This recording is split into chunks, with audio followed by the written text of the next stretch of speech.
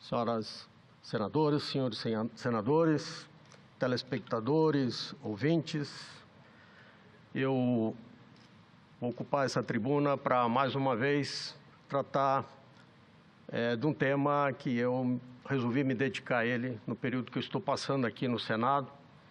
É o tema da gestão pública e, democraticamente, vou fazer aqui um contraponto à manifestação do senador Paulo Paim.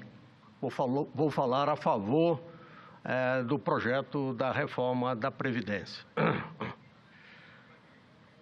Vivemos, neste final de ano que se aproxima, uma encruzilhada histórica.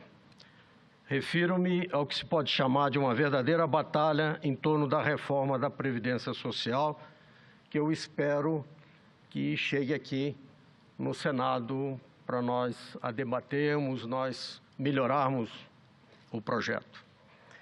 Tema sempre controverso em todos os países que tiveram que discutir e alterar as regras da aposentadoria, a reforma da Previdência, que vem sendo feita aos pedaços no Brasil já há alguns anos, também enfrenta aqui forte resistência por parte da população. Essa resistência é natural, uma vez que todas as alterações de regras requeridas exigem sempre um quinhão maior de esforço da geração na qual ela acontece. Temos de convir que, de uma perspectiva imediata, os que a ela se opõem não deixam de ter um pouco de razão, já que não são eles os culpados pelos desequilíbrios. Lamentavelmente, ainda assim, terão que dar uma contribuição maior para si mesmos e para as gerações futuras. É preciso encarar o problema com racionalidade e compreender que o que não foi feito de maneira mais branda ao longo das décadas passadas precisa ser feito agora, é inadiável.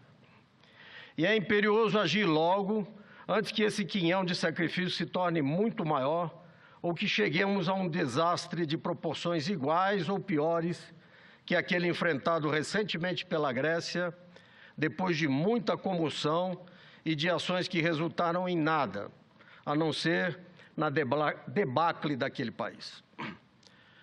Não faltam especialistas a apontar que estamos dançando à beira do precipício, embora ainda haja tempo para nos salvarmos. Um deles é o consultor legislativo dessa casa, Pedro Fernando Neri, em seu bem elaborado texto para discussão, intitulado Grécia e Brasil, um exercício de comparação de regimes previdenciários de julho deste ano. Ele adverte que o Brasil tem regras mais acessíveis aos principais benefícios previdenciários do que a Grécia tinha antes da crise. Além disso, a seu ver, o Brasil já possui indicadores de risco mais elevados que os da Grécia e a nossa renda per capita é muito menor que a grega. O Banco Mundial, em seu recém-divulgado relatório sobre os gastos públicos, se refere ao nosso regime previdenciário como sendo uma conta impagável. Deveríamos ter uma reserva, deveríamos ter um fundo com as contribuições, mas isso já não existe.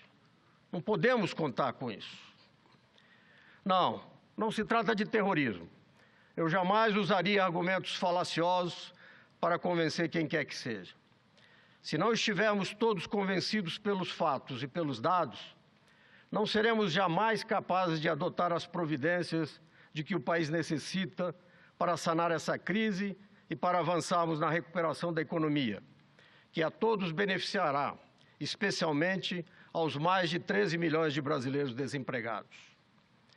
É preciso tornar a Previdência sustentável e trabalhar para não sermos a Grécia amanhã.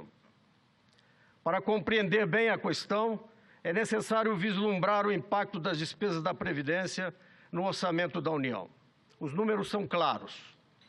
De acordo com o orçamento de 2017, as despesas com Previdência em todos os regimes, geral e de servidores civis e militares, mais o benefício de prestação continuada, somam cerca de 55% do total da despesa primária da União. Se considerarmos as demais despesas obrigatórias, restam menos de 10% para que o governo federal coloque em prática suas políticas públicas e faça investimentos. Muito difícil para qualquer governo, para qualquer gestor.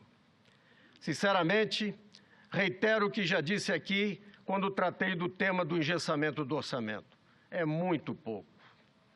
Menos de 10 significa em torno de 8 e pouquinho. De todo modo, o que é necessário entender é que a Previdência não é sustentável no Brasil hoje. E ela não pode, nem deve, ser mantida com recursos da União destinados a outros fins. Além do mais, os especialistas afirmam que o crescimento absurdo da despesa previdenciária atrapalha o crescimento da economia no futuro. Ainda de acordo com Pedro Neri, o desenho atual da Previdência nos leva a um patamar de despesa desproporcional em relação à demografia brasileira.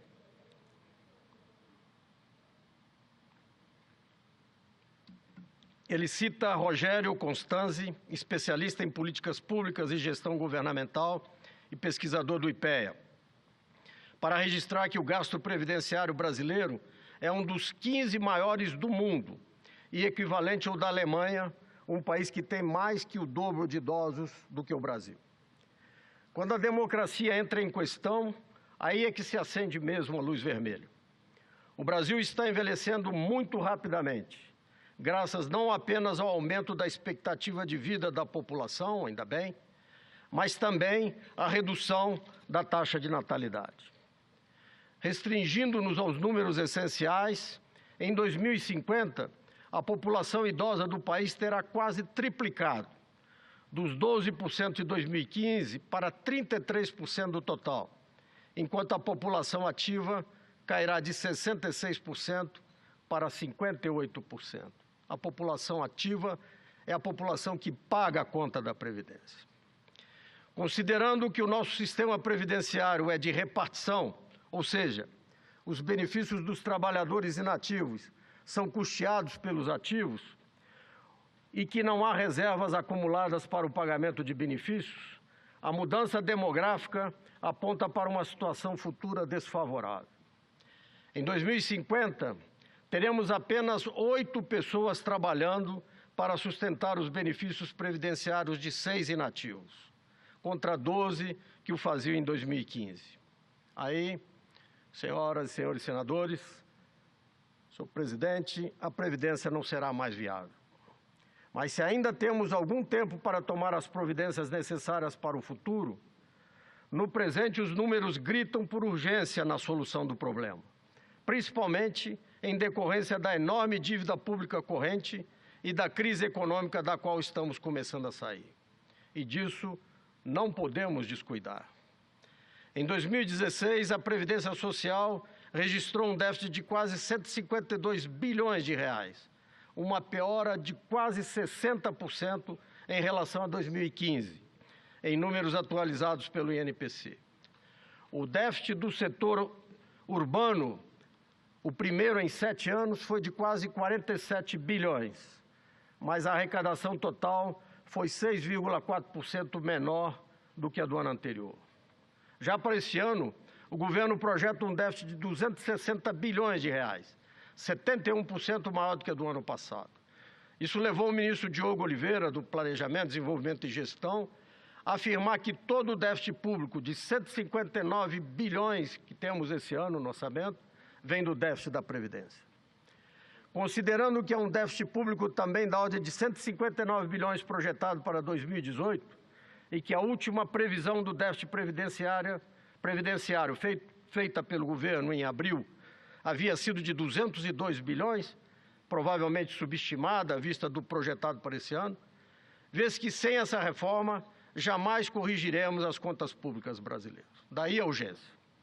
O desequilíbrio fiscal que vivemos formou uma dívida bruta que ultrapassa os 73% do PIB, um número impronunciável da casa dos trilhões. Só em setembro, os juros dessa dívida somaram 27 bilhões de reais. Não é concebível permitir o aumento indefinido dessa dívida, e não somente por causa da bancarrota.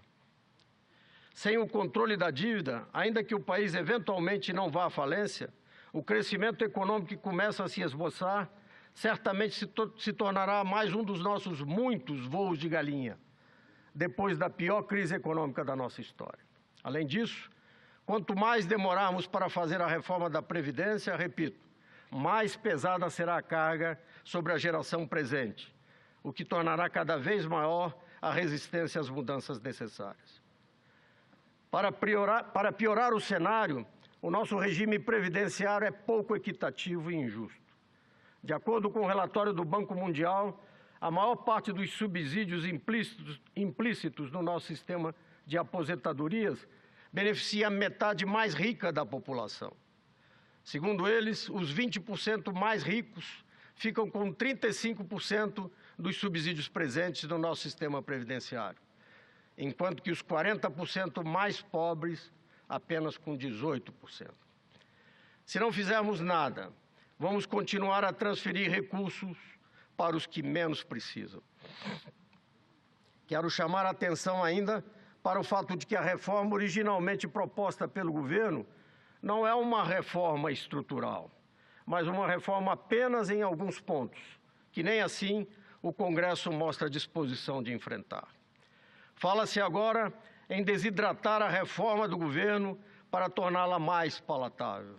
Ora, não podemos, mais uma vez, empurrar o problema com a barriga. Apesar de recém-chegado a esta casa, gostaria de conclamar meus colegas do Senado e da Câmara a enfrentar com coragem essa reforma tão importante para o país. Ao invés de temermos a sua impopularidade, devemos comprar a ideia e advogá-la junto às nossas bases eleitorais, mostrando ao povo brasileiro sua importância e seu impacto na vida de todos. Se não reformarmos a Previdência, chegará o dia em que os benefícios já não serão pagos, ou serão pagos por partes e com atraso. O exemplo do Estado do Rio, tão perto de nós, lamentavelmente, está aí para nos lembrar do que pode acontecer com o nosso Brasil. O da Grécia também nos traz essa lembrança. Espero que não precisemos chegar até lá. Obrigado.